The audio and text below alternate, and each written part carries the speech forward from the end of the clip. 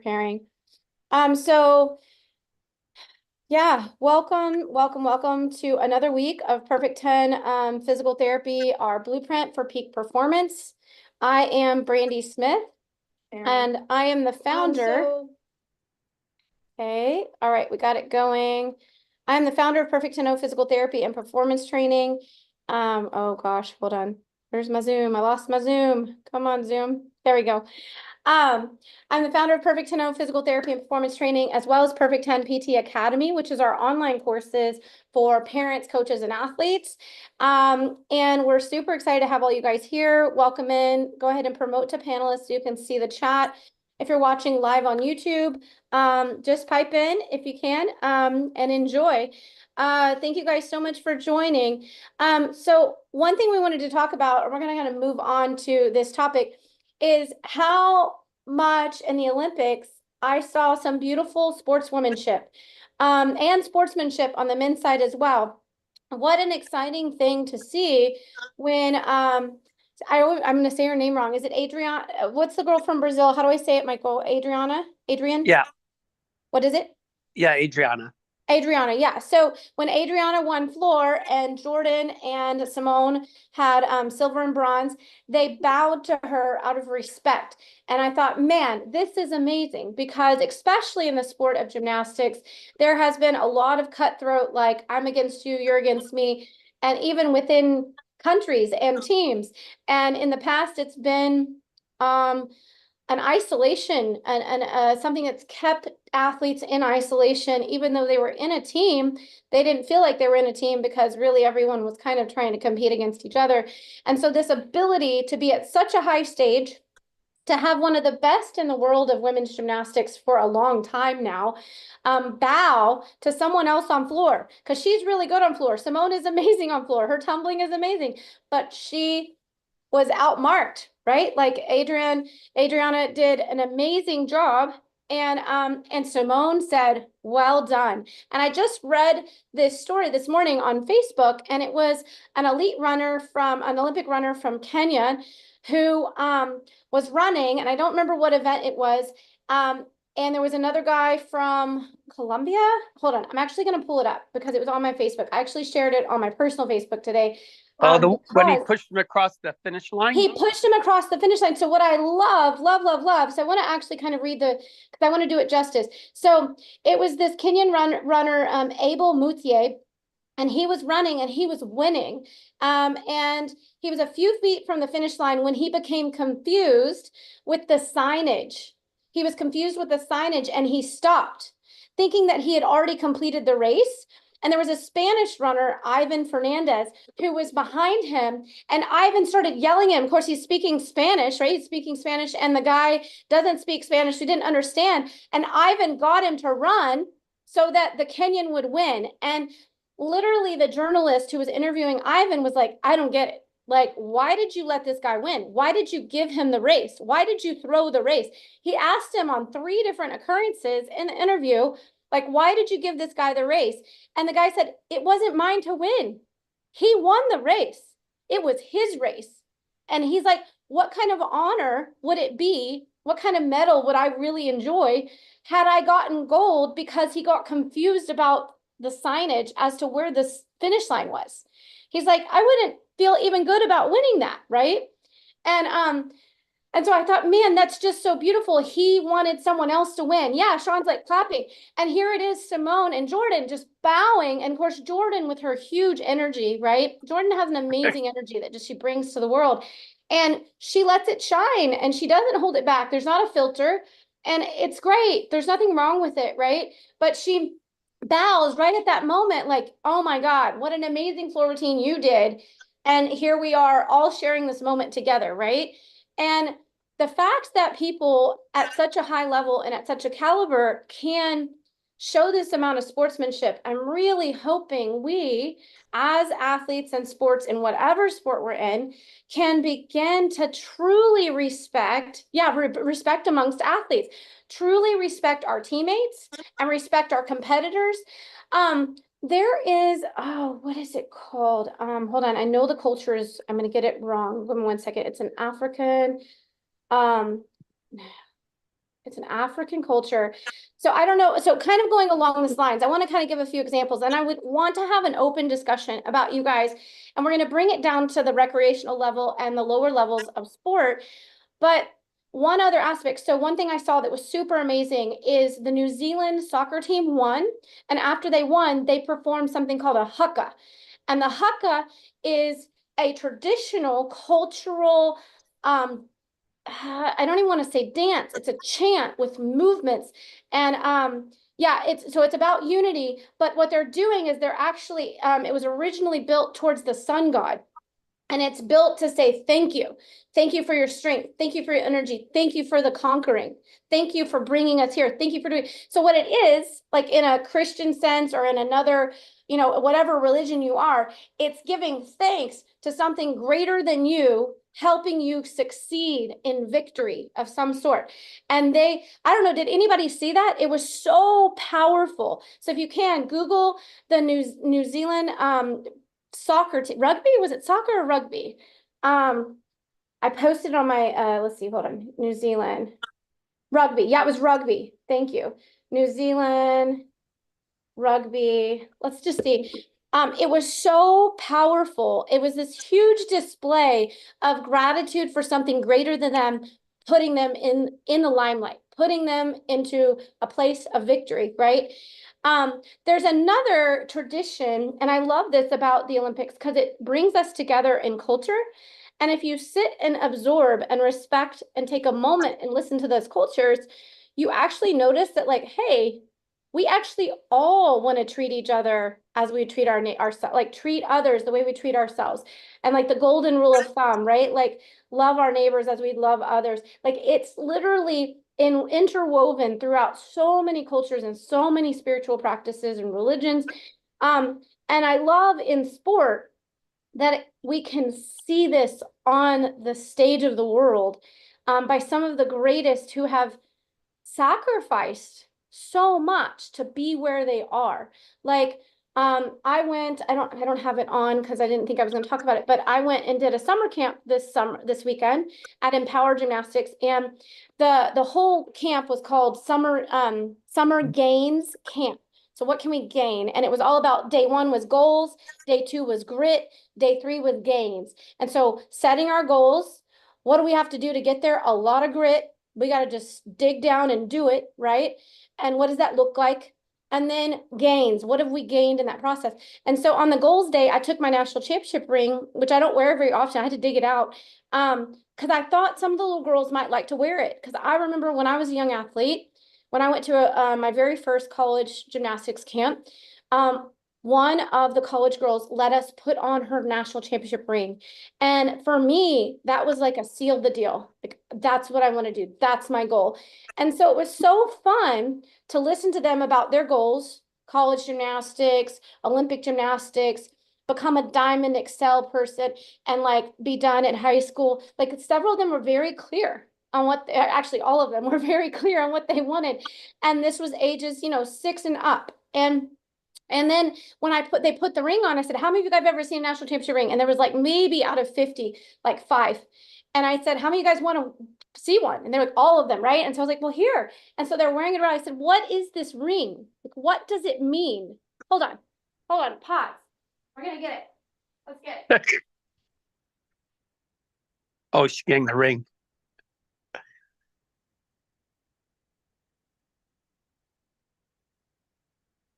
Okay. So, here's the ring, right? So it's just a ring, right? Now it does have Texas Women's TW on there.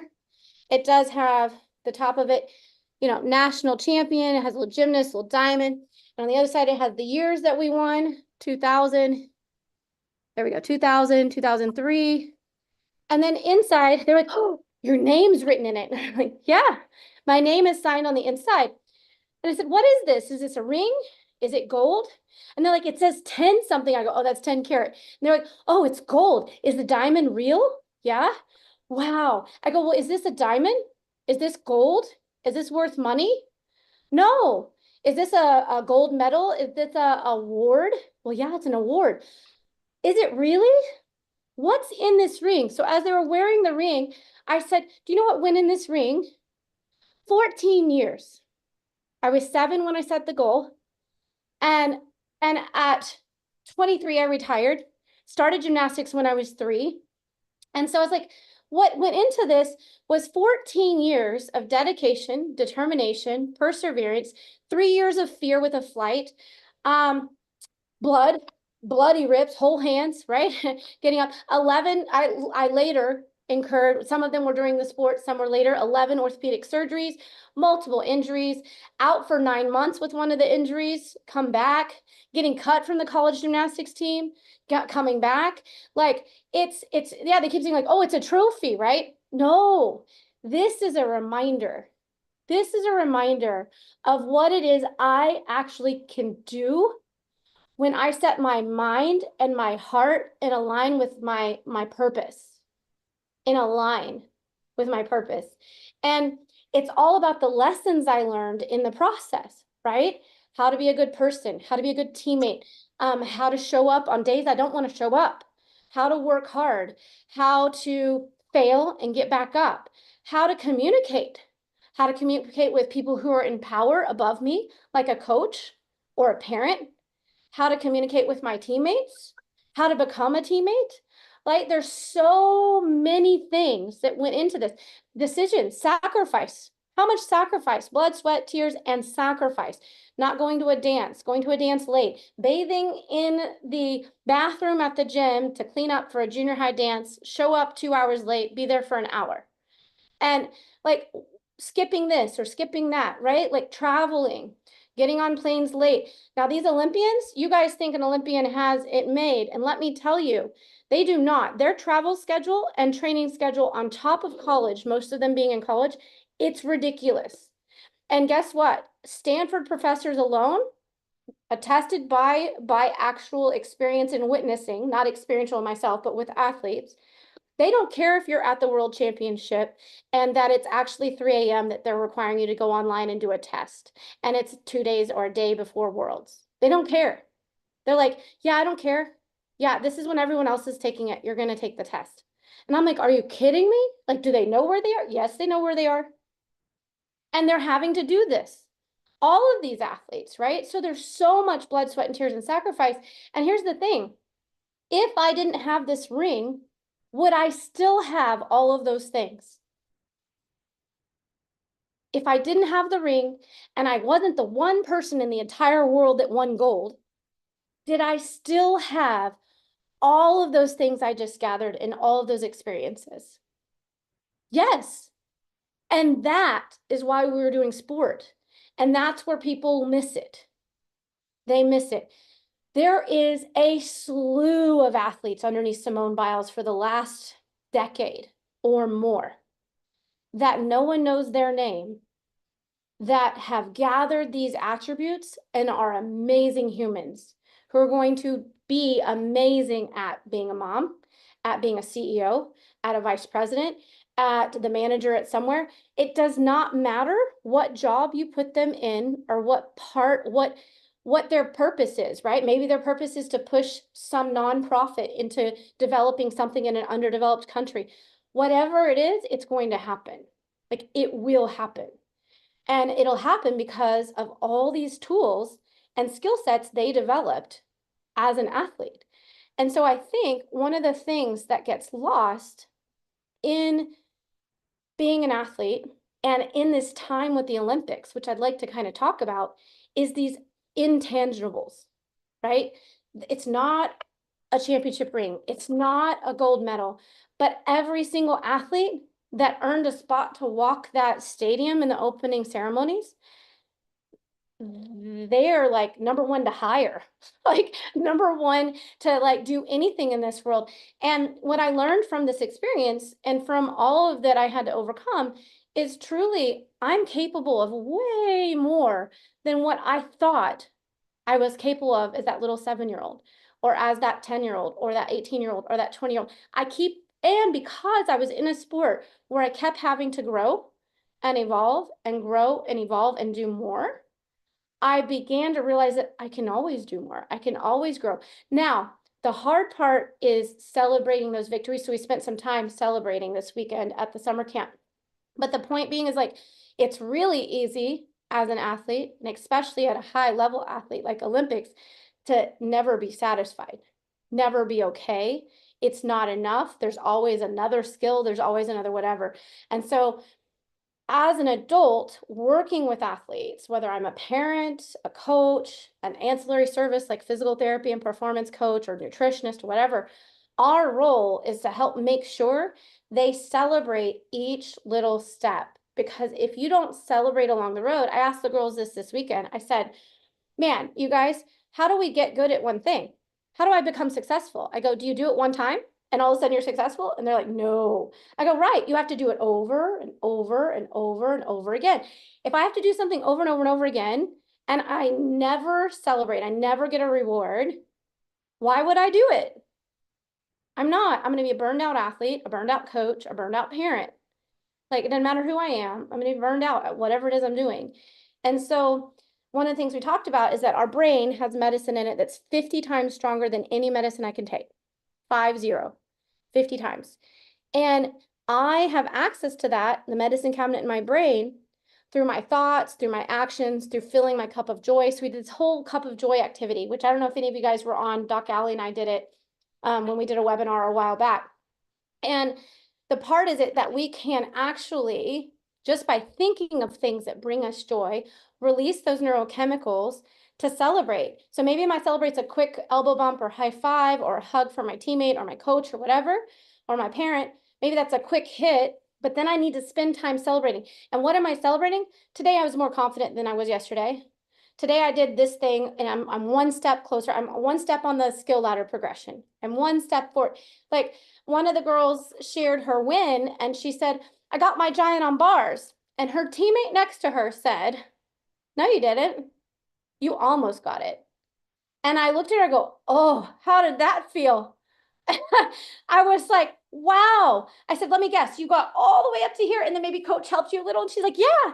And I go, is it the first time you made it over the bar with at all? She's like, yeah. I go, that is progress. And I looked at the teammate and I said, how would it feel if you got something and you got further ahead and your teammate said to you, no, you didn't.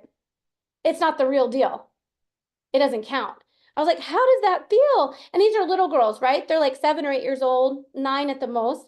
And she goes, yeah, like the teammate who said it, she didn't realize what she said. And if I hadn't taken a moment, she never would have realized that that was a problem. And the other teammate never would have realized that what she did was good, right? And so I said, how can we take her joy from her? She got a step in the ladder higher today than she did yesterday. That is awesome, and that's something to celebrate. And I said, how are you going to celebrate? She's like, I'm getting ice cream. I said, great, you get some ice cream, girl. You do whatever you want to do. Celebrate that you took a step closer to your full giant and to your next routine and to your next level than you did yesterday. And the other little girl, I said, now how can we help our teammates by saying, yeah, you did so good. Like, you are walking the ladder. Like, you're doing a great job. And she's like, I can give her a high five and told her she did a good job. And so she did. And so it was a big learning moment, right? It was a big learning moment for them to recognize what it's like to be a good teammate and support each other and how our words matter. So we had already done a bunch of body testing where we tested strength, physical strength. And we had them say good words, positive affirmations, positive, I'm strong, I love bars, I'm healthy, I love beam, I'm confident on beam. And then we also use negative words. I hate beam, beam sucks, I'm afraid of beam. I can't do a handstand. I can never go vertical. The little guy is all about going vertical. Can't get vertical because it's so scary. And when we test them, they're weak.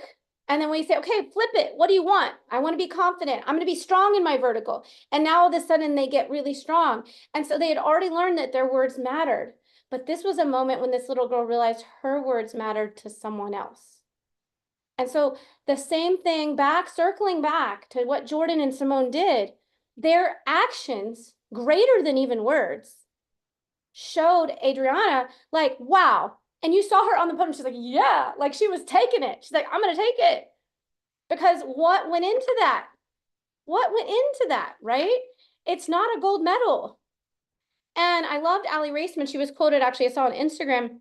she was quoted for someone told her, don't let this one Olympic. First of all, she was annoyed because every journalist says, are you coming to the next Olympics? And she's like, isn't one enough? And I was like, that's a really good point. Isn't one Olympics enough? Like, why do you have to do more? Like that, do you realize what went into this? Do all of us have that? When do you move on with your life? Right? Like the society, the journalists, the fans, they get to decide whether you're ready to have children or move on and start $1 million, bazillion-dollar business if you're Simone Biles. Like, I mean, it's crazy, right? Yeah, athletes pour their blood, sweat, and tears into it. They do, right? And so what's interesting though, so what I loved was Ali said one of the best advices that someone gave to her, one of her mentors, they said, don't let this one Olympics, this one moment define you.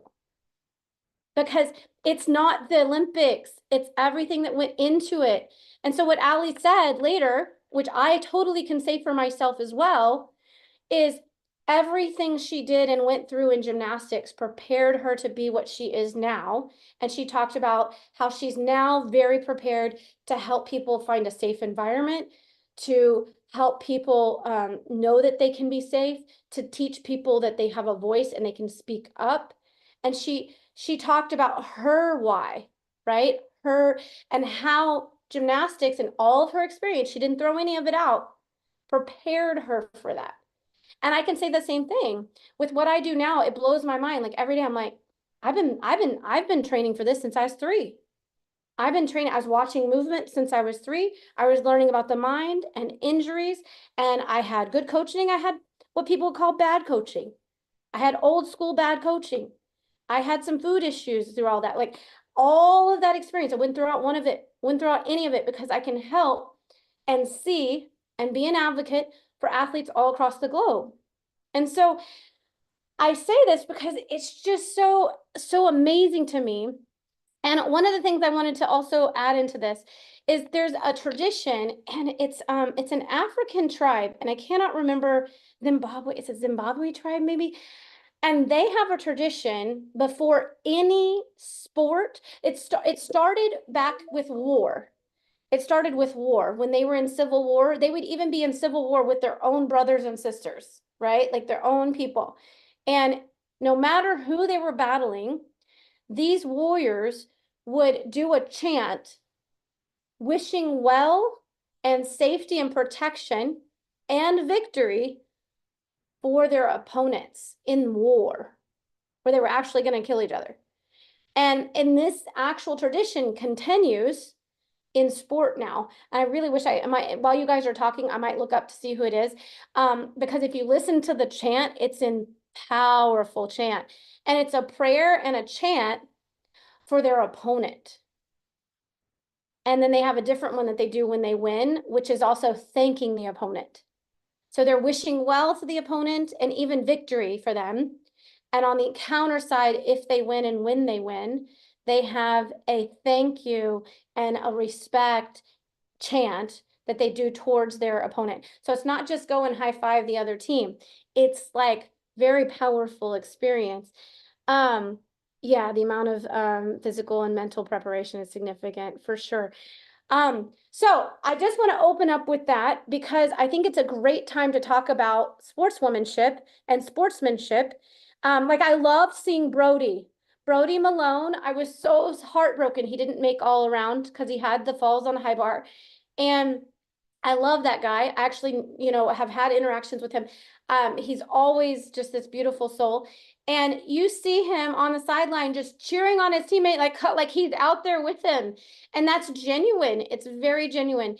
And I would say, especially this men's team as a whole, like at Olympic trials, Yul brought the whole group. I put it on my Instagram. I think it was on my story. I videoed it. I was there in person. Took the whole group and he did a chant and a unity talk, like we're all here together, we're band together. And to be honest, when I talk to people that are in that circle and around it and have been for a while, this last men's team that just won bronze, all of the guys that were at trials, they've been coming together. That's the other thing you have to realize is that there were 5 there that competed. there was another 35 or however many more that got those five there because they were pushing each other for the last 4 years, the last 8 years or more.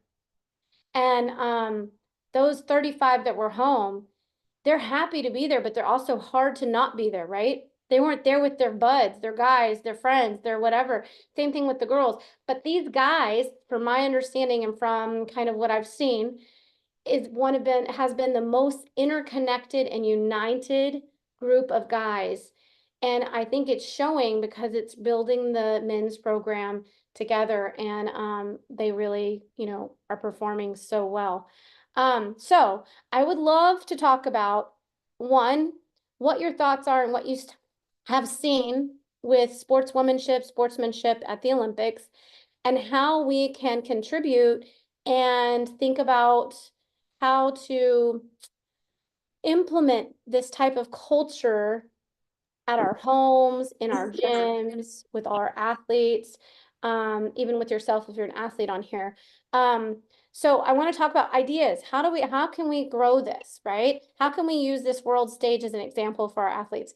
So Sean, do you have something around those lines for us? I listen, I'm so glad that I've like been more your energy is keeping me engaged so much today. So I'm just thank you so much for that. And I'm also having my coffee, so I'm really glad I'm in the zone here and listening to everything you're saying. So that's yeah, a lot of what you've been saying I resonate with because I come on here as a coach. I come on here technically as a coach, but I also identify as an athlete as well. So yeah, like seeing all of the what I think the word I just thought of recently was there's a camaraderie that happens I guess intrinsically to in athlete culture when that happens when people are training together, and that's it's like the athletes like instinctively pick up on each other's energy, and that's what pushes an individual uh to their quote unquote limit for that, or push them further than they thought they would be if they were training alone, and maybe not, but all of it's simply the spirit of sportsman or sportswomanship.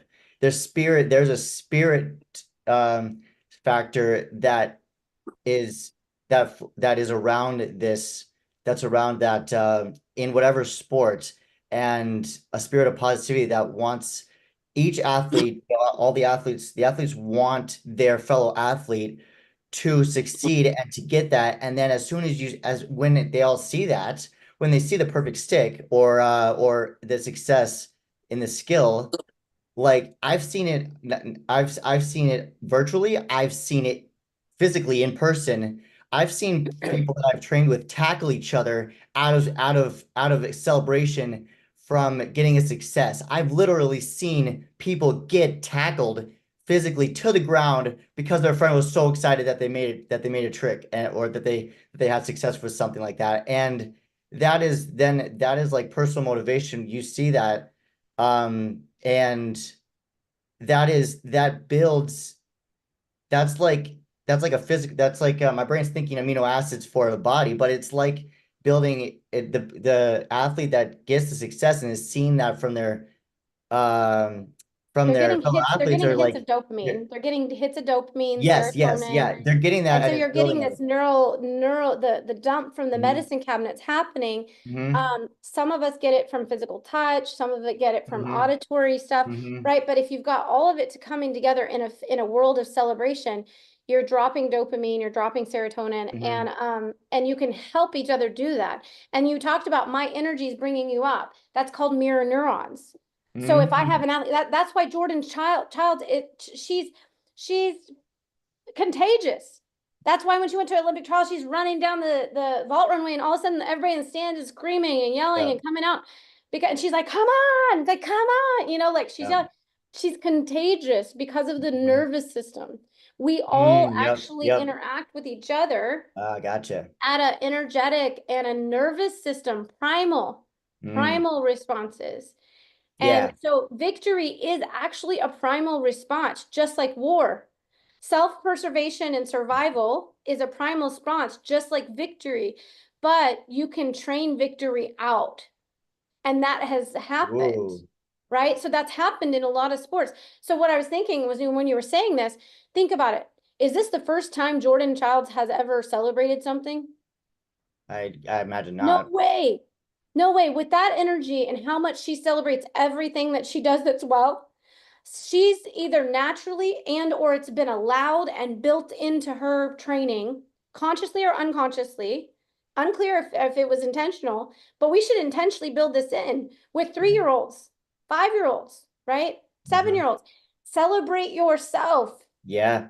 So that's Yep. part of the Yep. activity that I give them. So it's Yeah. funny because I went around and the older the kids got, the longer it took for them to answer. And some of them had no answers. When I said, I had them all tell me, okay, we picked goals day 1, we did a bunch of grit and work day 2. Now we're on day 3 at this camp. And this is just recreational kids, right? Age 7 all the way up to 18 or 6 to 18. And I'm like, hey, how are you going to celebrate? And the 6-year-olds go, I'm going to play with my best friend. I'm going home. We're going to have a play date. The other one's, I'm going to jump in the pool. The other one says, I want ice cream. And I was like, great, they're off.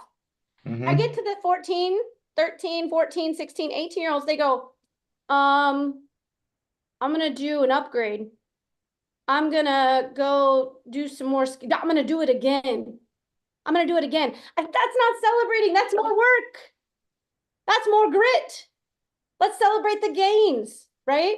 So a lot of them don't even know it's been trained out of them. Little kids know what they Mm. love, and they will actually avoid the parents, hide and go play. They will go do something to fill their cup naturally. Mm. And at some point we train it out of them. And we keep saying, "Well, do it again. Great job, do it again. Okay, one more. All right, I need 3 in a row." Like, at what point do we celebrate? Right. Right. So if Celebration I'm is a saying nest Jordan isn't. has been Yep. allowed to celebrate somewhere, Yep. somehow, be it at Yep. home or with the coaches or whatever. And so because she celebrates so often, the Mm. reason she bowed first and Simone was like, oh, it's a great idea. And Simone felt clearly, they both did it out of respect. It wasn't like, Mm. Simone didn't have it.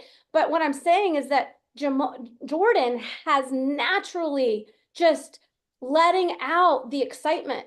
She's Yep. not holding it in. Yeah. Yeah. They do that. Yeah.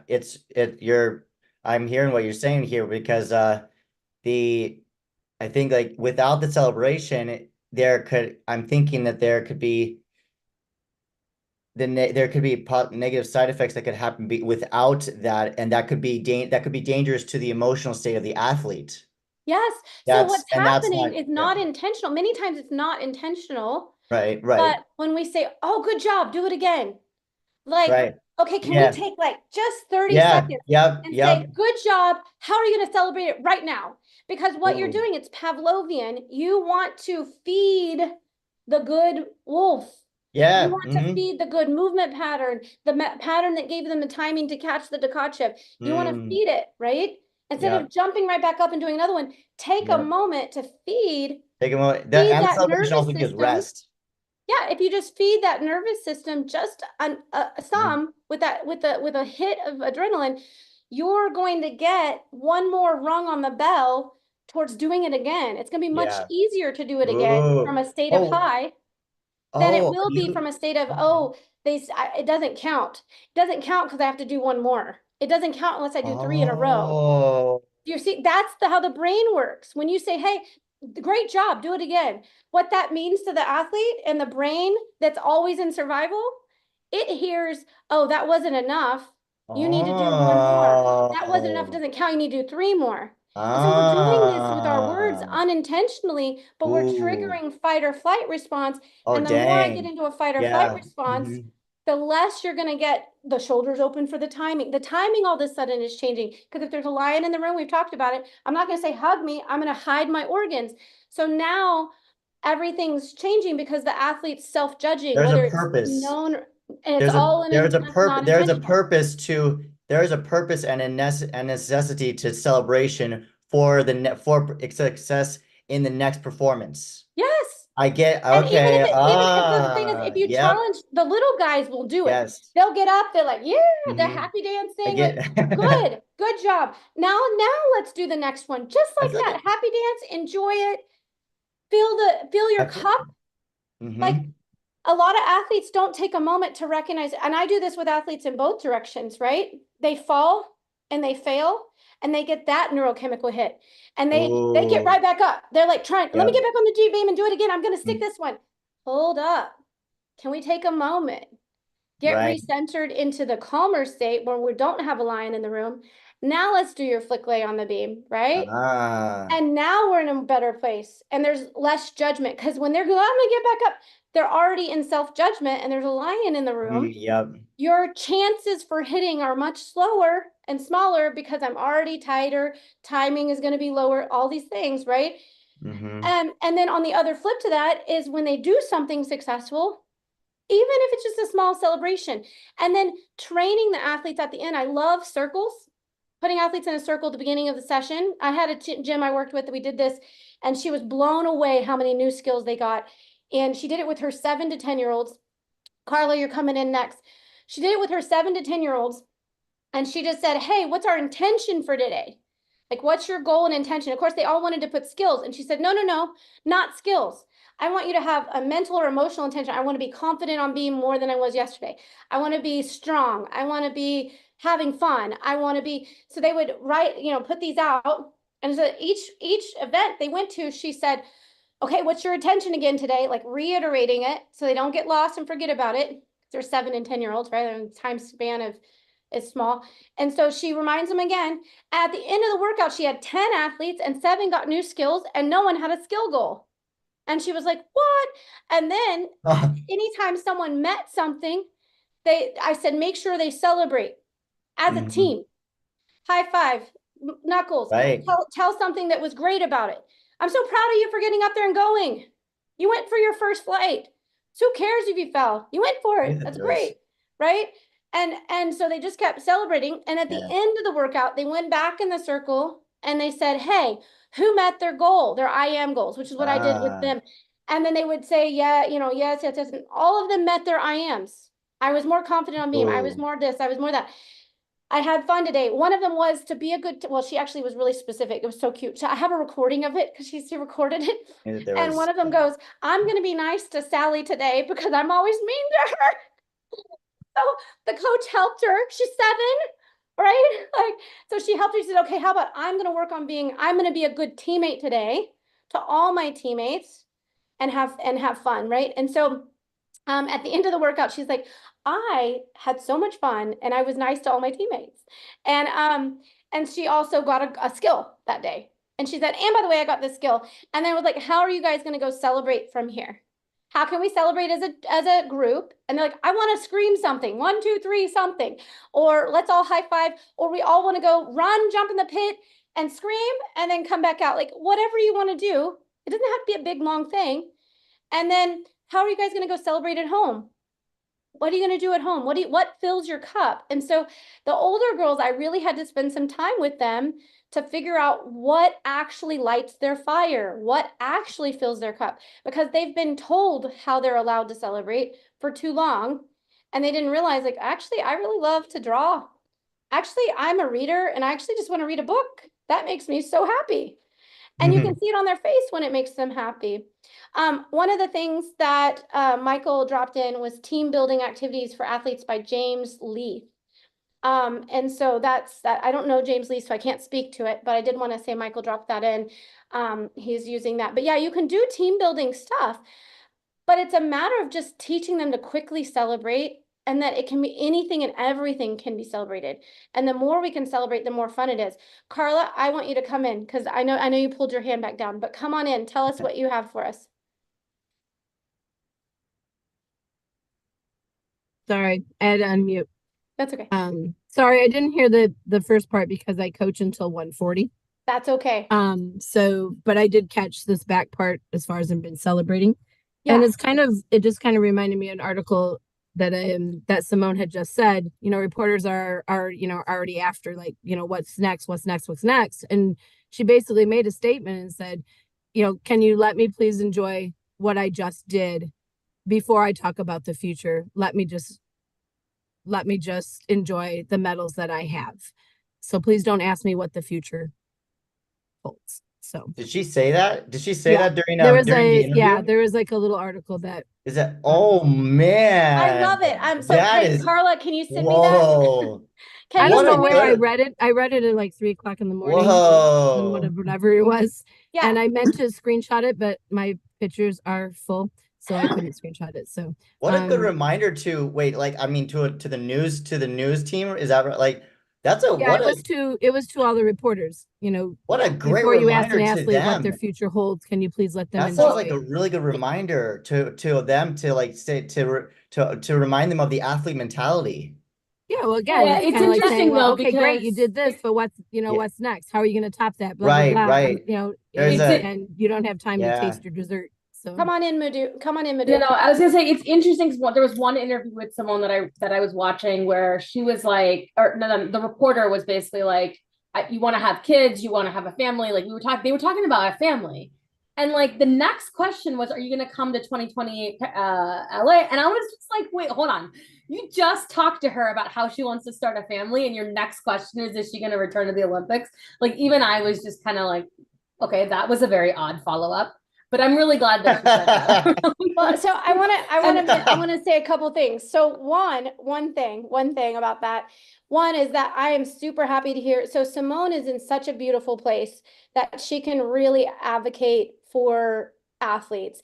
And so what that one thing I want to take home and just kind of put it out there and kind of drop the mic, right? Is as a parent, as a coach, when have I asked my athletes, are you ready for upgrades? Or when have I asked them, are you going to put that in your routine again after they just finished up? And maybe they didn't win gold. Maybe they finished regionals or they finished westerns and that was the end for their level. And that's something to celebrate. And maybe they finished at state and didn't make it to westerns, but there's always something to celebrate. From beginning of a season to the end of a season, every athlete has grown. There's not one that hasn't. And helping them find how they grew mentally, emotionally, physically. Maybe it's a skill, maybe it's not. Maybe it was how they showed up at a meet. Like maybe they used to get really nervous at meets and now they're like a little calmer, right? So upgrade is the word for next level, right? So like athletes love to just, this was a big thing Doc Alley and I talked about, was like this whole not taking time to celebrate the end of season and just jumping right into trying to do what they call upgrades, which is the next level of skills, right? And it's like, oh, my celebration is I get to do upgrades. And I'm like, that's more work. You're telling your brain that the only celebration is to do more because what you did below was not enough. Like, that's not okay with me. And even if upgrades are quote unquote fun, you still need to teach the athlete as a parent and a coach that how can we do something to fill your cup? You have expended all of this energy. So for an athlete at the Olympics, they've expended energy, time, blood, sweat, tears, mental anguish, stress, all of it for 4 years and many years before that. But the last 4 years, the last 2 years get super intense, and the year of is even more intense. It's just an intense ride, right? And athletes at any level in recreational, even excel, or just, you know, even athletes who are trying to get to, like, you, depending on the athlete, just getting to the club show, the show, that the internal show that's just like show off stuff for the parents. You see them nervous. My daughter for choir, nervous. Take a deep breath. I'm nervous too. It's okay, right? Like, and but the thing is they've had a build up to something, right?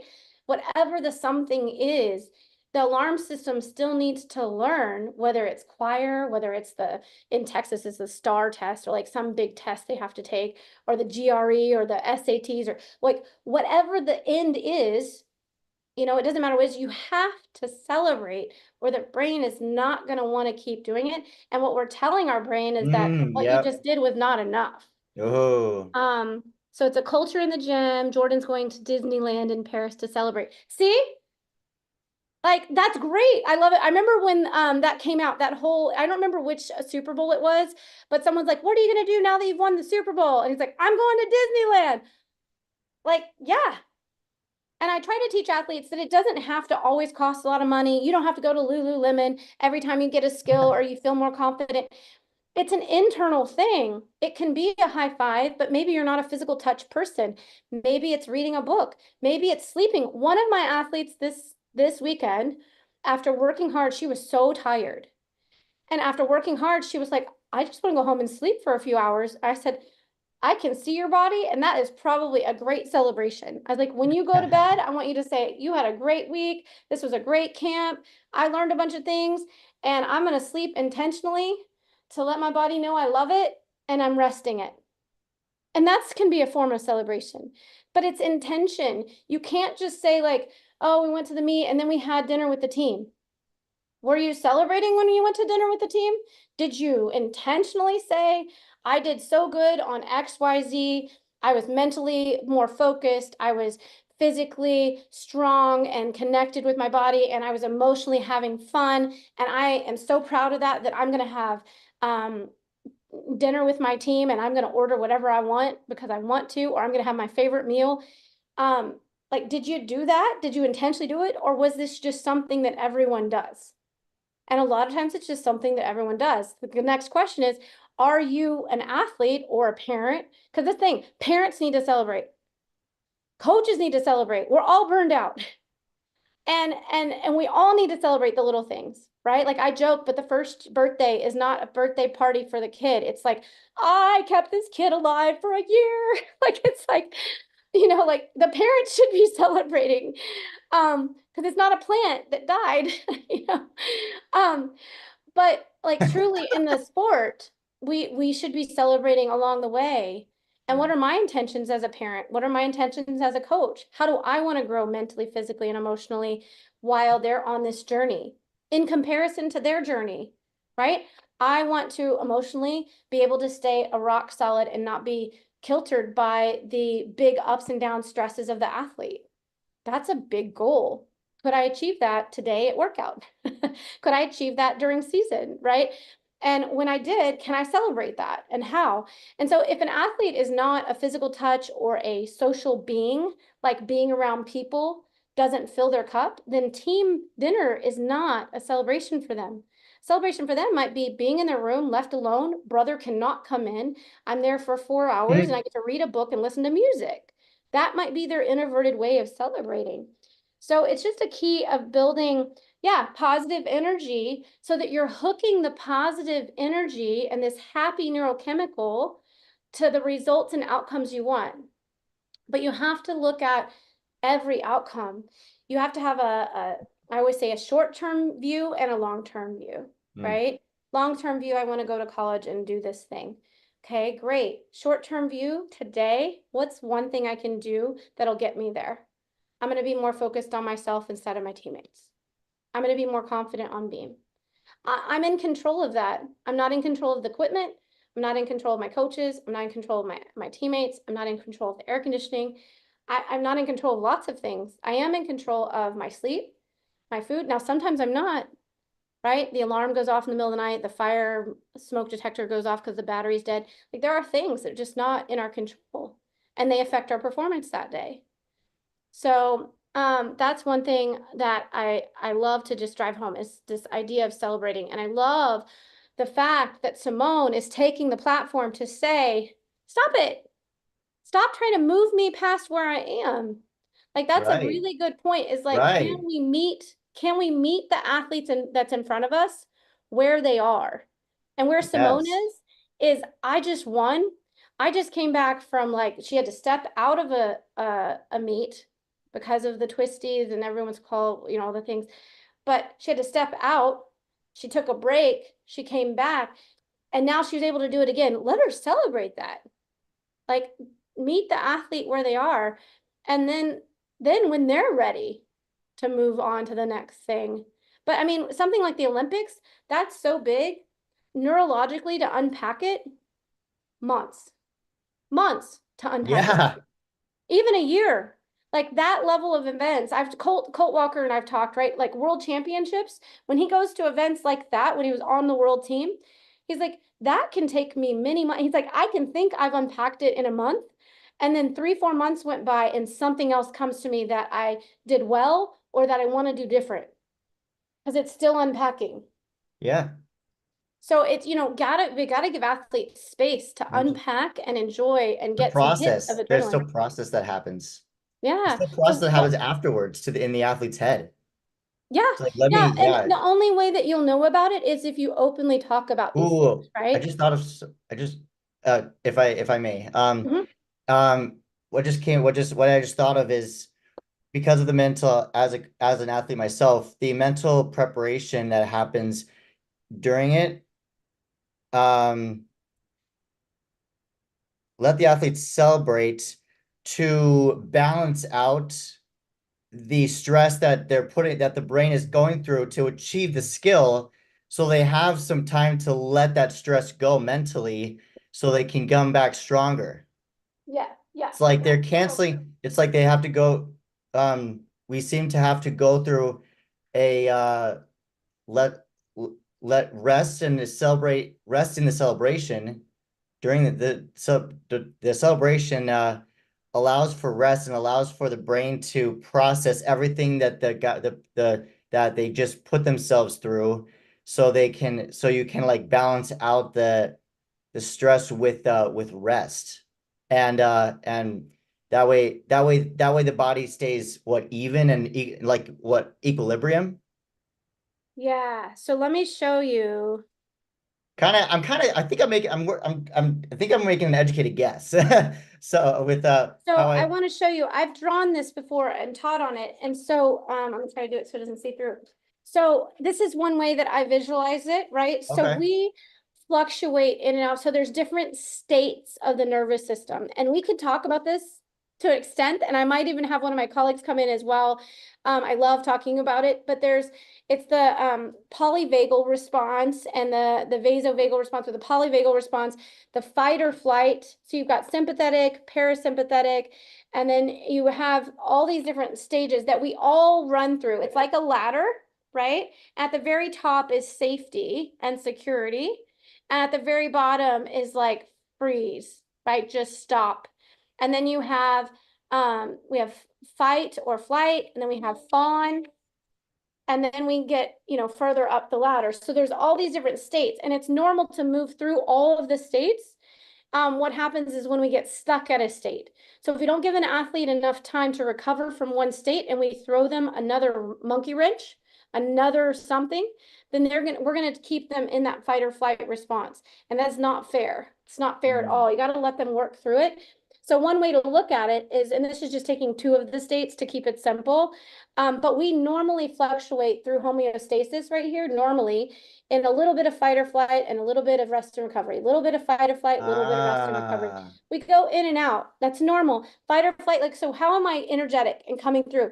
There is a little bit of into my sympathetic nervous system that's happening to talk like this, to be energetic, to have energy, to be action, Oh yeah, right? okay. I'm not resting, right? Right. But if I have in a big event, Olympics, competition, fear, stress, moving, getting married, getting a new job, like you name the stressor, when I have an event, the alarm system to protect and to get us going will shoot us up.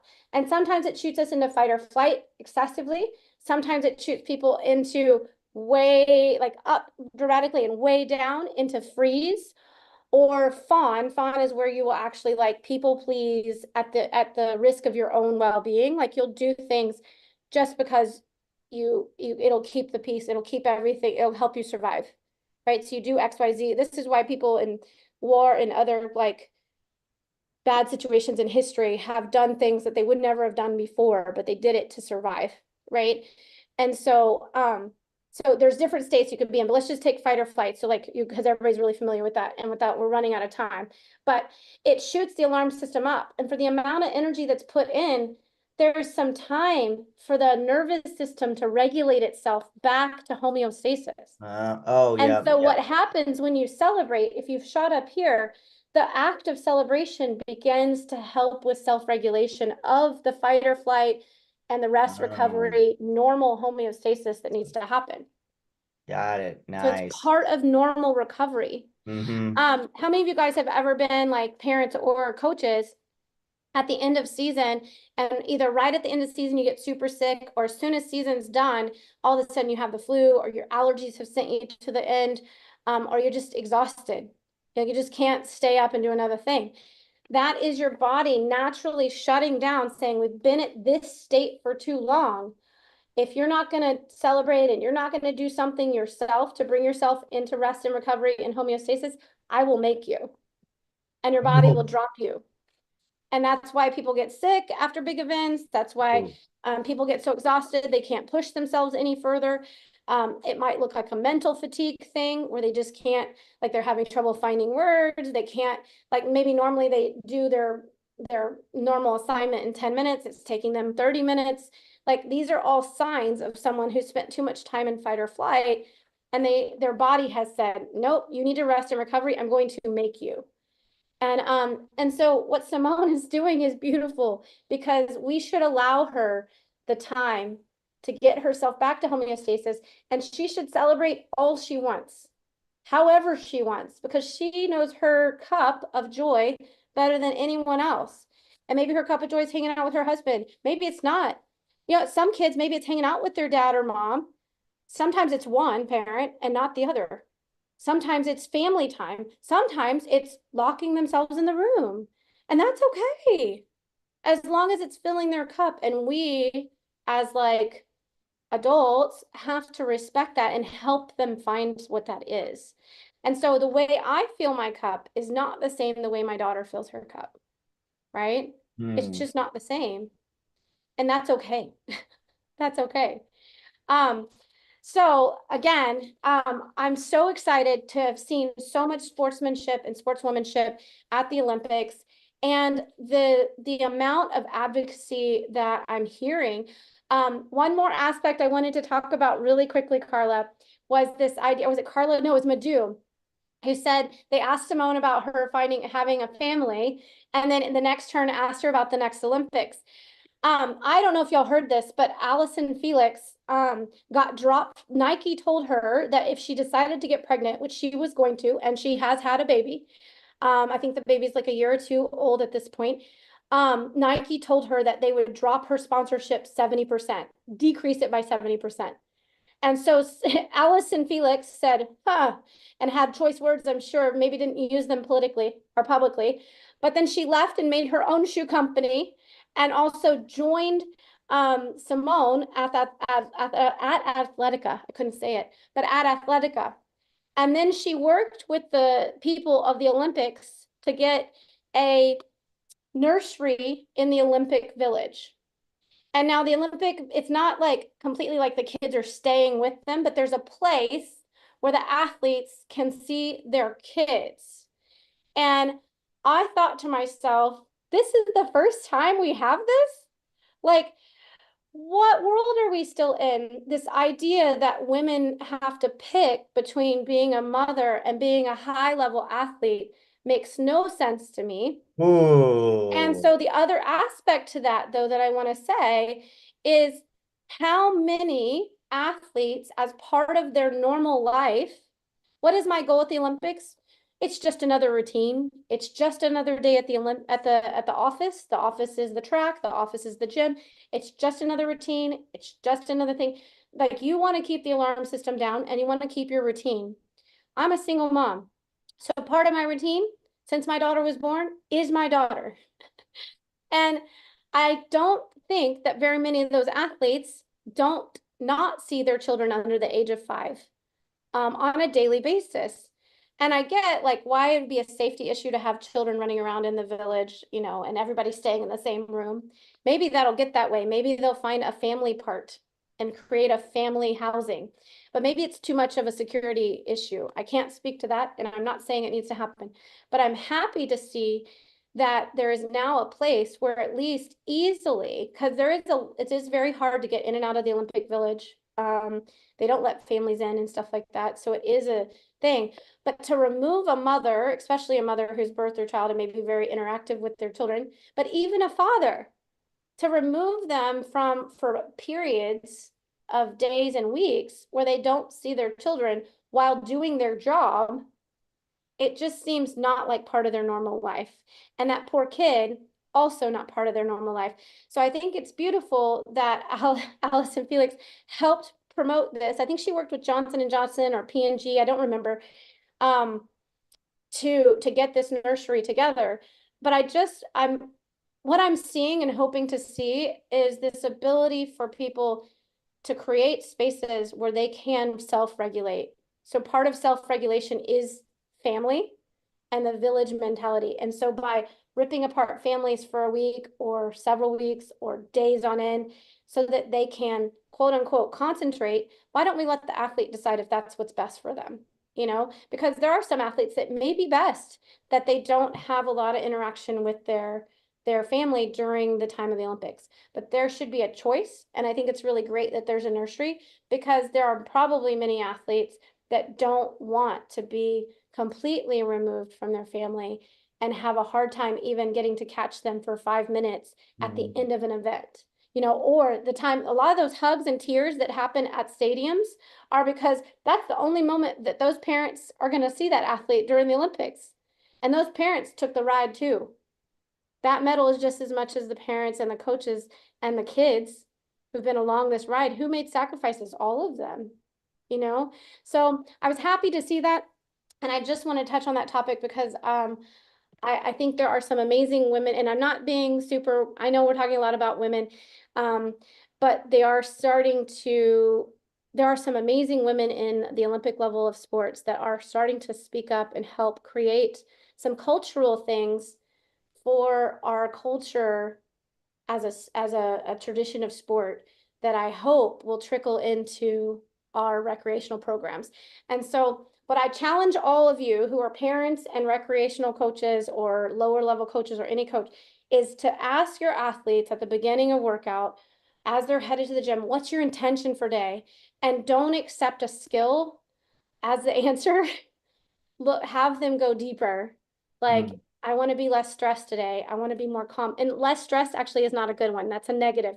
So help them flip them to positive. So there was a lot of people that said, I don't want to, or I'm not going to. I'm like, no, no, no. Your brain takes away the not and the don't. So what I want to see is, what do you want? I'm going to be confident. I'm going to be calm. I'm going to have fun. I'm going to stay focused on me today because I'm always looking at everyone else and it stresses my alarm system out, right? I'm going to be a good teammate. What does good teammate mean? Let's define it for you so you can define your success today.